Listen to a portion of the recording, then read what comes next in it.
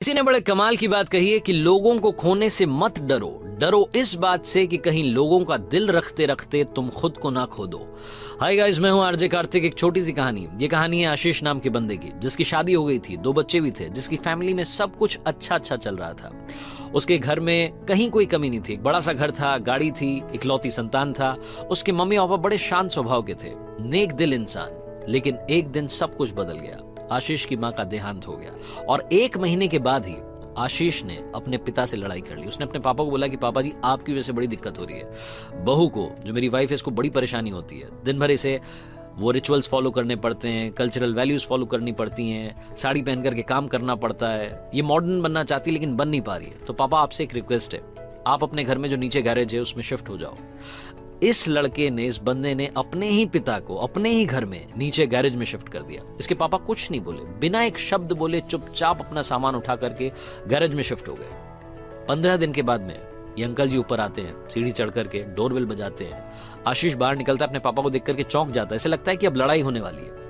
लेकिन अंकल जी लड़ाई नहीं करते, बल्कि उनके हाथ में कुछ वाउचर्स होते हैं, आशीष को देते हैं और बोलते हैं कि बेटा, ये 10 दिन की फॉरेन ट्रिप के वाउचर्स हैं। मैंने आपके लिए, आपकी पत्नी के लिए, आपकी फैमिली के लिए, बच्चों के लिए, आपके लिए मैं लेकर के आया हूँ। ये सरप्राइज है, आप जाओ, घूम करके आओ।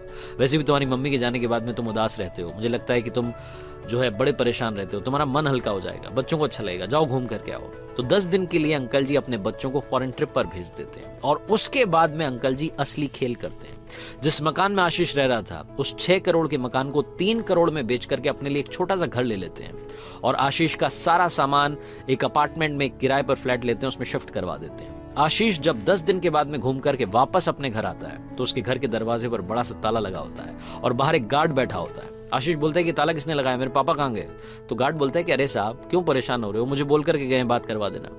तो आशीष बोलता है कि तुम क्या बात करवाओगे, मैं बात करता हूँ। तो कॉल लगाता है आशीष, उसके पापा का नंबर नहीं लगता है, आउट ऑफ रीच आता है। तो गार्ड बोलता है कि साहब, ये नंबर नहीं लगेगा, साहब मुझे दूसरा नंबर लिखवा के गए हैं। गार्ड जाता है अंदर, अपने कैबिन में से निकालता है एक छोटी सी पर्ची, उसमें नंबर होता है, कॉल करता है और बात करवाता है आशीष की उसके पिता से।